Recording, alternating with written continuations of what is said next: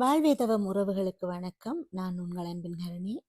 இன்னைக்கு நாங்கள் பார்க்க போகிறது ஜெர்மனியில் இந்த போத்தில் இருக்குதானே பிளாஸ்டிக் போத்தில்கள். இந்த போத்தில்கள் நாங்கள் குடிச்சிட்டு வெளியில் எறியக்கூடாது, இந்த சுற்றுச்சூழலை பாதுகாக்க வேணும், பிளாஸ்டிக் கண்ட இடத்திலும் கிடைக்கக்கூடாது, குப்பையாகக்கூடாது, நாடு குப்பையாகக்கூடாது, இதை மீள் சுழற்சி செய்ய வேண்டும் என்பதற்காக இதனோடு சேர்த்து இந்த தண்ணி போத்தல்கள் சோடாக்கள் அதுகள் விற்கும்போது இதனோடு சேர்த்து ஒரு ஃபண்ட் ஒன்று எடுக்கிறார்கள். அதாவது இந்த அடையாளத்தை பாருங்கள், இந்த அடையாளத்தை போட்டிருக்கிற எல்லாத்துக்குமே நாங்கள் திருப்பி கொடுத்தால் 25 சென்ட், ஒரு போத்தலுக்கு 25 சென்ட் கிடைக்கும். நான் அதையும் சேர்த்து தான் விற்கும்போது விற்பனை செய்கிறார்கள். இது இந்த நாட்டில் ஒரு விசேடமாக கருதப்படுகிறது. வேறு எது நாட்டில் இப்படியான அமைப்புகள் இருந்தால் நீங்கள் குறிப்பிடுங்கள். இங்கே பாருங்கள், இந்த சோடா இந்த கோலா டின்னுக்கு அதுக்கும் ஃபண்ட் போட்டுக்கிறார்கள். இப்படி நிறைய இருக்குது.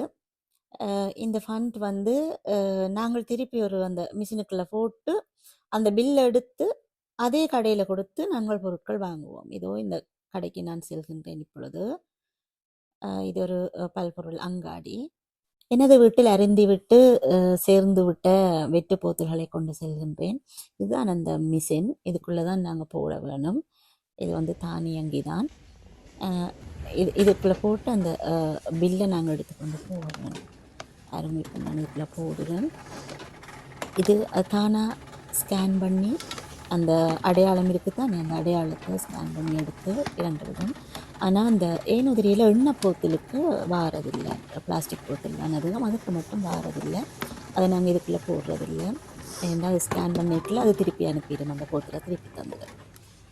இது இப்போ நான் எல்லா போத்திலையும் எடுக்கவில்லை. இப்போ நான் பில் வழியில் எடுக்க போகிறேன்.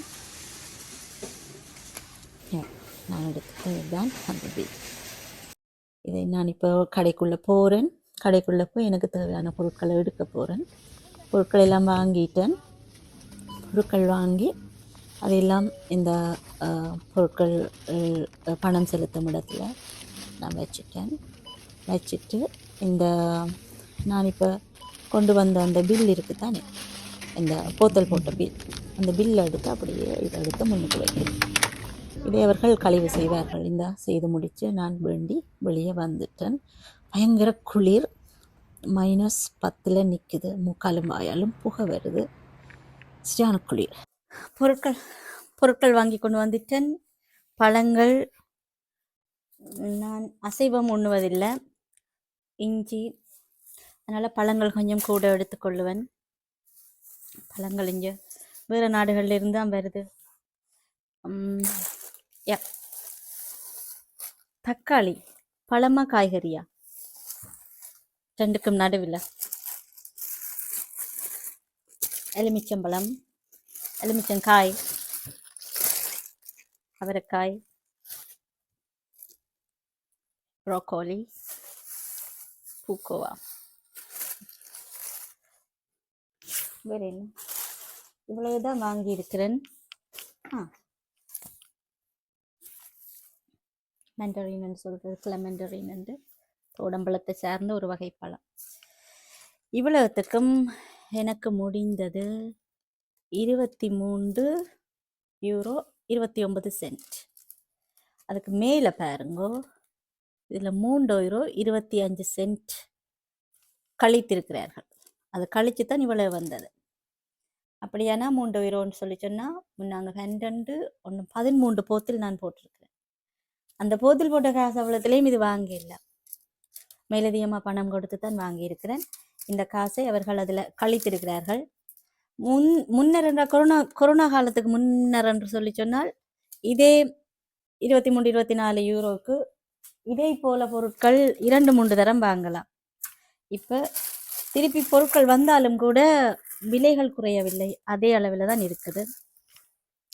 சாப்பிடணும் தானே, கொஞ்சம் என்றாலும் சாப்பிடத்தானே வேணும். அப்போ இப்படி அவர்கள் இந்த ஃபண்ட் என்று சொல்லி ஒரு விஷயம் கொடுக்கிறார்கள் என்றதனால் பொது இடத்துல இப்போ மனிதர்கள் இந்த போத்தல்களை எறிவதில்லையா என்று சொல்லி சொன்னால் போடுகிறார்கள். நான் அதை தூக்கி கொண்டு போகிறதுக்கு சிரமமாக இருந்தால் பொது அந்த குப்பை தொட்டியில் போடுகிறார்கள், அந்த கழிவுகள் போடுற தொட்டியில் போடுகிறார்கள். ஆனால் எங்கும் இருப்பது போன்று இங்கும் அந்த தர்மம் பெற்று வாழ்பவர்கள், வீடற்றவர்கள் இருக்கிறார்கள். அவர்கள் ஒரு சின்ன லைட் ஒன்று வச்சிருக்கிறார்கள், டார்ச் லைட் மாதிரி. அதோ ஒரு குப்பை தொட்டிக்கு மடிச்சடிச்சு பார்த்து கொண்டு திரிவார்கள். ஒரு பை ஒன்று வைத்திருக்கிறார்கள். அதிலே எடுத்து இந்த டின்னோ அல்லது இந்த போத்தல்களோ, இந்த ஃபண்ட் உள்ள போத்தல்களையோ கிடைத்தால் அதை எடுத்து போட்டு நிரப்பி நிரப்பி நிரப்பி அவர்கள் வந்து தொடருந்தை விடுவதில்லை. தொடருந்த நிலையங்கள், மற்றது சன நடமாட்டம் கூடுதலான நிலையங்கள் எல்லா இடத்துலையும் வச்சு ஒரு பேக் ஃபுல்லாக பொறுக்கிறார்கள். அப்படி எப்படியும் அவர்களுக்கு ஒரு நாளைக்கு ஒரு 20 தொடக்கம் 50 யூரோக்கள் வரை அவர்கள் அதிலேயே உழைத்து விடுவார்கள் என்று நினைக்கின்றேன். அதில் உழைத்து அவர்கள் என்னென்ன வேண்டுவார்களோ தெரியல, தங்களுக்கு பிடித்ததை வேண்டிக் கொள்வார்கள். அந்த குப்பை தொட்டிக்குள் கை வைத்து அதை எடுத்துக்கொண்டு திரிவார்கள். வெள்ளையர்களும் தான். அதே நேரம் வேறு தேசங்களிலிருந்து இங்கு வந்து குடியேறியவர்களும் தான் அப்படி செய்கிறார்கள். இதோ எல்லா வகையான மனிதர்களும் எல்லா இடத்திலும் இருக்கின்றார்கள். என்னுடைய சேனல் உங்களுக்கு பிடித்திருந்தால் சப்ஸ்கிரைப் செய்து லைக் பண்ணி ஷேர் பண்ணி பெல் ஐக்கனை கிளிக் பண்ணுங்க. உங்களுக்கு தெரிந்தவர்களுக்கும் பகிருங்கள். சரி உறவுகளே, காணொளி நீண்டு விட்டது. மீண்டும் மற்றும் ஒரு காணொளியில் சந்திப்போம். நன்றி, வணக்கம்.